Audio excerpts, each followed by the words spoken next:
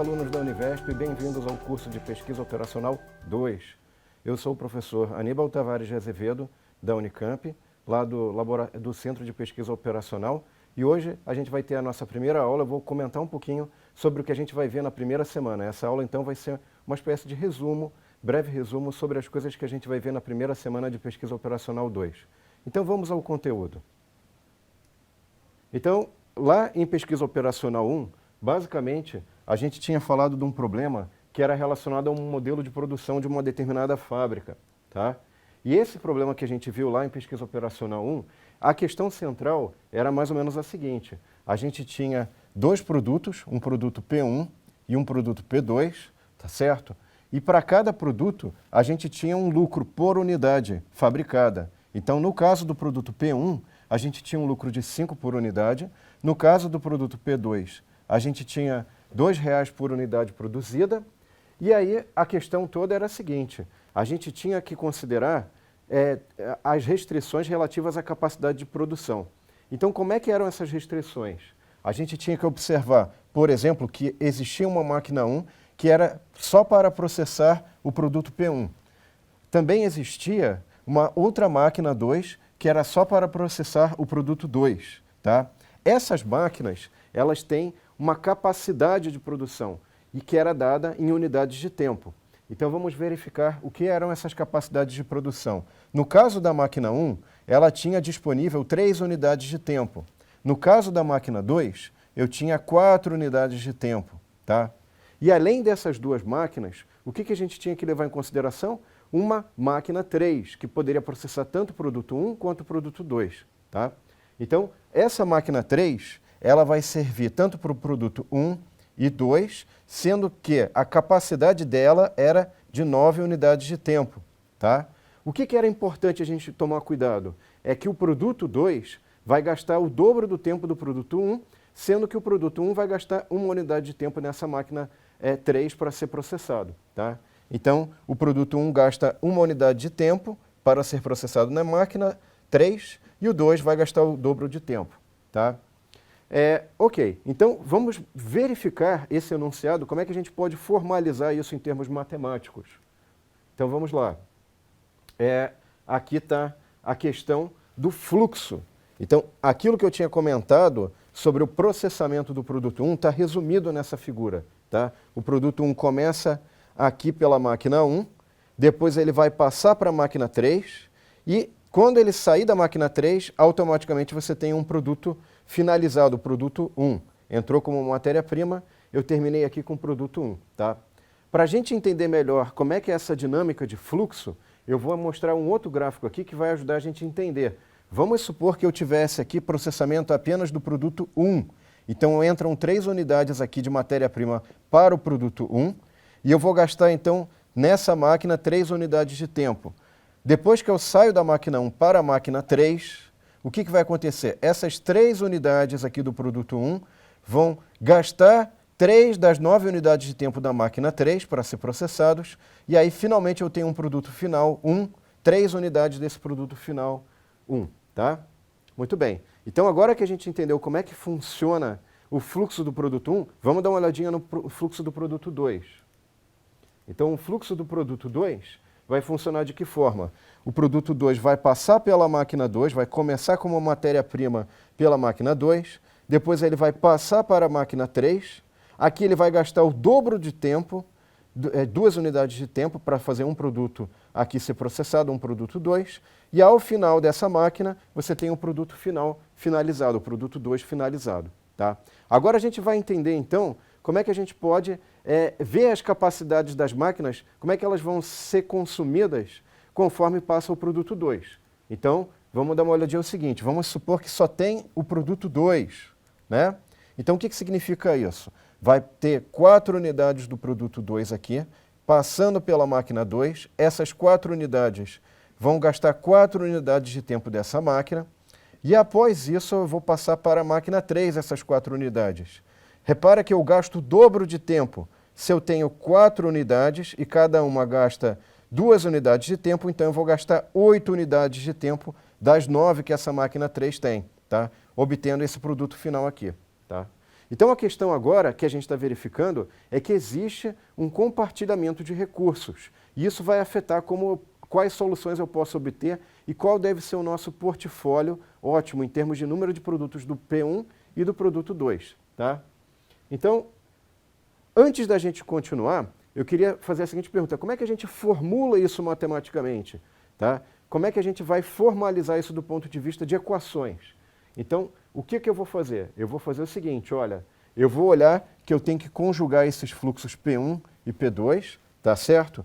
E a partir desses fluxos conjugados, eu vou construir as minhas equações algébricas, tá? Além disso, eu vou ter que olhar também que o lucro vai ser dado como? Cada unidade que eu fabricar do produto 1, eu vou ganhar um lucro de 5, e cada unidade que eu fizer do produto 2, eu vou ter um lucro de 2. Então, tendo essa visão geral, eu sou capaz agora de começar a construir os equacionamentos matemáticos, tá certo?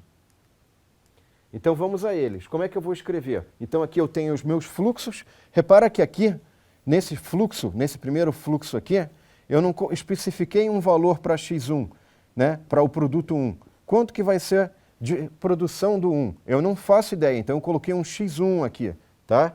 Esse x1 vai ser o fluxo passando pela máquina 1 e depois passando pela máquina 3. O x2 vai passar pela máquina 2 e depois ele vai passar pela máquina 3, tá certo? Reparando, obviamente, tomando esse cuidado, que o gasto de tempo do produto 1 é uma unidade de tempo na máquina 3 e o gasto de tempo do produto 2 na máquina 3 é 2, tá?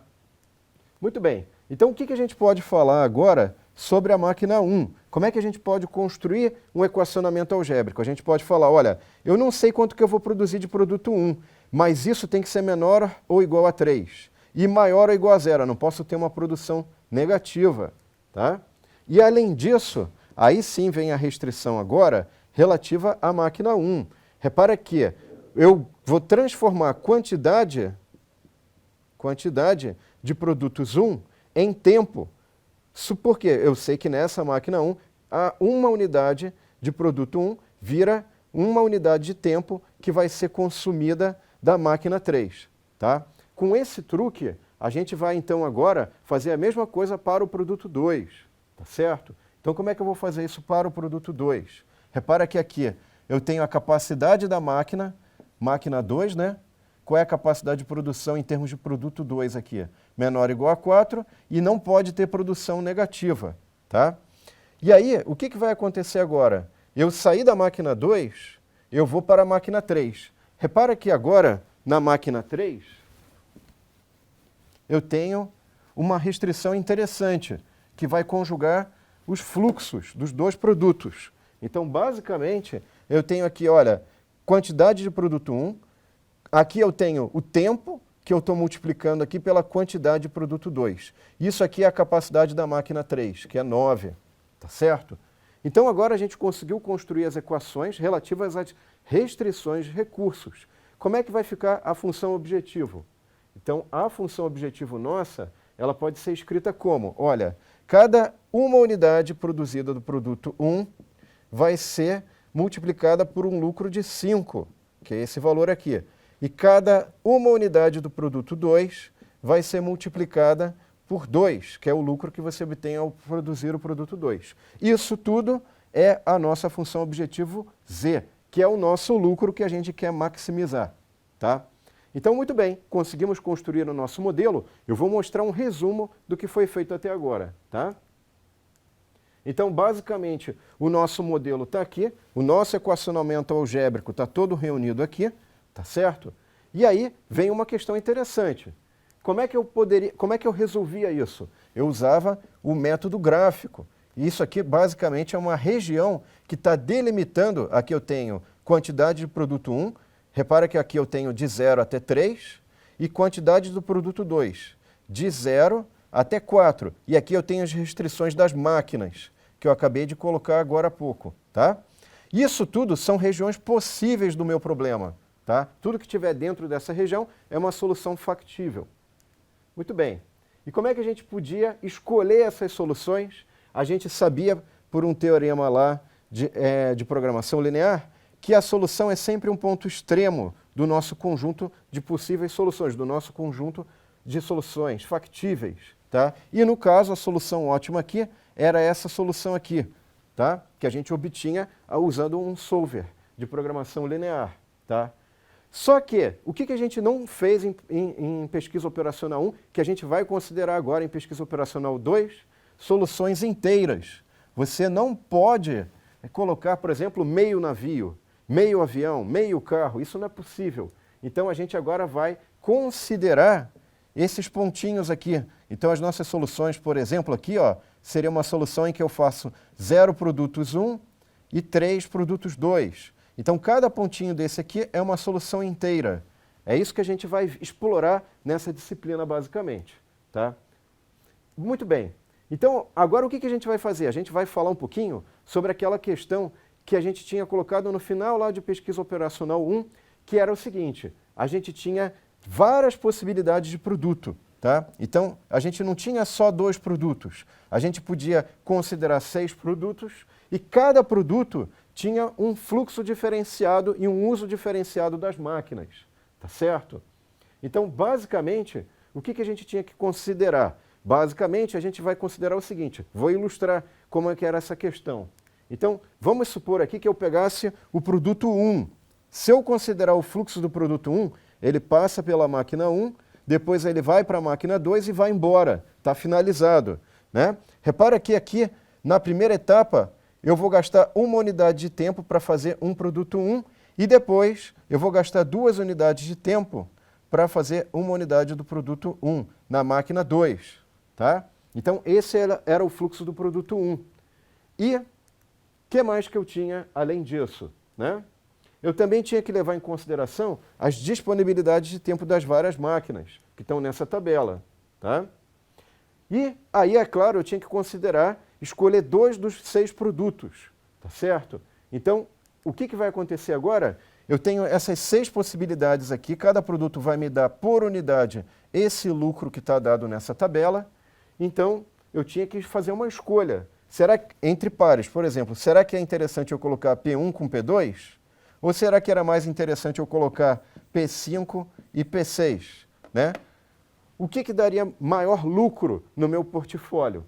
Então, basicamente, eu tinha que escolher. Suponha que eu tivesse escolhido P1 e P2, tá certo? Eu vou ter essa função objetivo aqui, e essa função objetivo aqui, vou ter que construir as restrições. Tá? A construção dessas restrições vai ser olhar o fluxo do produto 1 e depois olhar o fluxo do produto 2, tá certo? Então, olhar o fluxo do produto 1 e 2 é como eu fiz na primeira etapa. Eu vou ter que ir olhando como é que é o consumo das capacidades de cada máquina por cada produto, tá certo?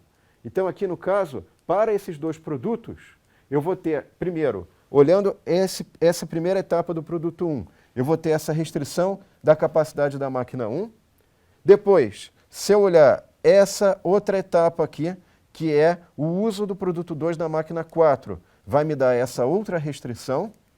Depois eu tenho uma restrição que engloba os 2 produtos para a máquina 2. E aí eu vou ter essa outra restrição conjunta, tá certo? Produtos 1 e 2. Eu utilizei um solver lá online, está aqui a página. A gente poderia também usar o GUSEC, que eu expliquei em pesquisa operacional 1, tem os vídeos lá. E depois que a gente colocou o modelo, a gente obteve essa região com as possíveis soluções, sendo que esse pontinho aqui, que é o ponto em que eu tenho x1 e x2 igual a 6 e 0, é uma solução ótima, tá certo?